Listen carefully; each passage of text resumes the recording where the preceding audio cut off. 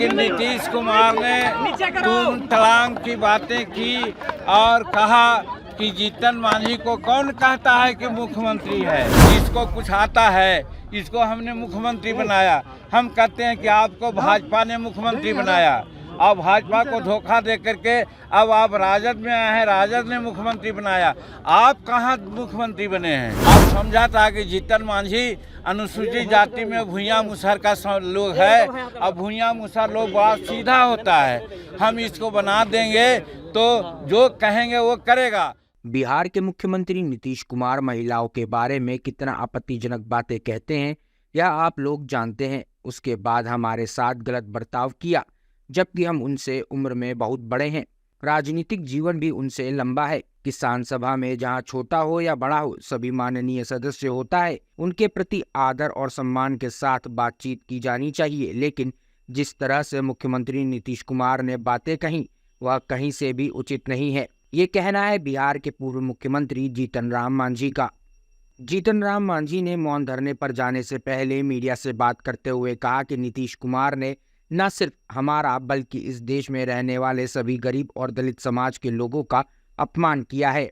नीतीश कुमार की तरफ से जो बातें कही गई हैं कहीं से भी उचित नहीं है। मांझी ने आगे कहा कि हमें ऐसा क्या बोल रहे थे, हमने आरक्षण बिल का हमेशा से ही समर्थन किया है। हमने तो सिर्फ यह कहा कि बाबा साहेब ने कहा था कि आरक्षण की हर 10 साल में समीक्षा की जानी चाहिए।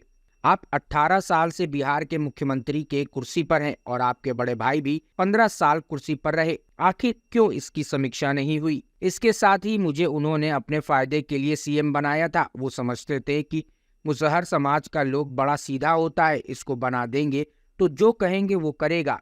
उनको 2014 में बुरा हाल हो गया था। इनको पार्टी के नेता लगातार इस्तीफा की मांग कर रहे थे, तो इस्तीफा ना देकर एक मुलायम आदमी को और एक सीधा साधा आदमी को कुर्सी पर बैठा दिया। 2 महीना तक जैसा उन्होंने कहा वैसा हमने किया भी। उसके बाद लगातार यह बातें आने लगी कि जीतन राम मांझी रबर स्टाम्प है और रिमोट से चलता है। तो फिर हम काम करना शुरू किया तो उनके पेट में दर्द होने लगा। आगे और क्या कुछ कह रहे हैं जीतन राम मांझी, जरा सुनिए। कितना अपशब्द और शर्मनाक बातें कही विधानसभा में वो आप लोग जानते हैं। और फिर दूसरी बात, हमारे ऐसे शेड्यूल कास्ट के नेता जो नीतीश कुमार से उम्र में भी बड़ा है, राजनीतिक जीवन भी उनसे लंबी है और कह सकते हैं कि क्वालिफिकेशन उन्होंने 68-69 में प्राप्त किया और जीतन मांझी 66 में डिग्री ऑनर्स के साथ आया है। कहने का मतलब कि कम से कम विधानसभा में चुने हुए छोटे बड़े कोई भी हो सभी माननीय सदस्य हुआ करते हैं। उनके प्रति आदर सूचक शब्द निकालना चाहिए। लेकिन नीतीश कुमार ने तूम तड़ांग की बातें की और कहा कि जीतन मांझी को कौन कहता है कि मुख्यमंत्री है, ये बड़ा मुख्यमंत्री हैं। और आप लोगों को भी एड्रेस किया कि इनको बड़ी तरजीह आप दे रहे हैं, इनको तरजीह देना बंद कीजिए, ये मुख्यमंत्री नहीं, इसको कोई अक्ल नहीं है। तो इस तरह से अपमानित किया गया। हम समझते हैं कि वो जीतन मांझी का अपमान नहीं है, सभी बिहार और हिंदुस्तान के जो दलित लोग हैं उनका अपमान उन्होंने किया। एक राज्य का मुख्यमंत्री जो 13 करोड़ जनता का प्रतिनिधित्व करते हैं और उनके मुखारबिंद से ये सारी बातें जो आई वो निश्चित रूप में विचारणीय है। और जीतन मांझी क्या बोल रहा था, और लोग कहते हैं हमारे और भाजपा के बड़े नेता बोलेंगे कि जो आरक्षण संबंधी बिल लाया और कोटा बढ़ाने की बिल लाया, एडमिशन में भी हम लोग सब एक मत से उसको पारित किया, समर्थन दिया। तो फिर उसमें विरोध की कौन बातें आती है? सिर्फ हमने ये कहा कि बाबा भीमराव अंबेडकर जब संविधान लागू करने की बात हुई और आरक्षण देने की बात हुई तो उन्होंने कहा था कि 10 वर्षों में समीक्षा होनी चाहिए। हुजूर, आप 18 वर्ष व्यतीत कर दिए, आपके छोटे बड़े भाई भी 15 वर्ष मुख्यमंत्री में रहे, आखिर क्यों नहीं इसका समीक्षा हुआ। और हम बताते हैं कि 16% कोटा हमको होना चाहिए था।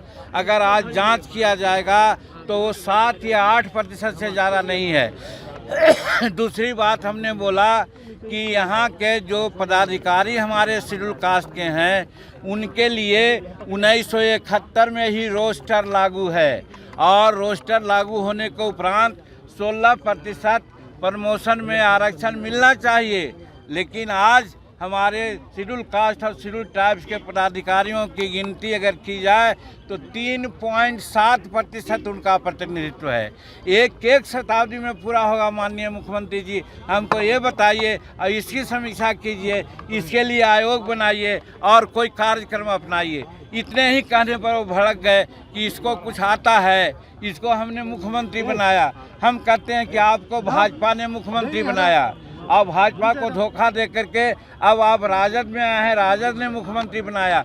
आप कहाँ मुख्यमंत्री बने हैं? आप भी तो इसी तरह से ढुलमुल नीति कर करके पलटू राम बन करके आज सत्ता में हैं। और जीतन मांझी को आप अपना स्वभाव से नहीं बनाया था। आप समझा था कि जीतन मांझी अनुसूचित जाति में भूया मुसहर का लोग है। अब भूया मुसहर लोग बहुत सीधा होता है। हम इसको बना देंगे तो जो कहेंगे वो करेगा। क्योंकि 2014 में चुनाव जब हार गए तो सब जगह से थू होने लगा कि आप इस्तीफा दो, इस्तीफा दो।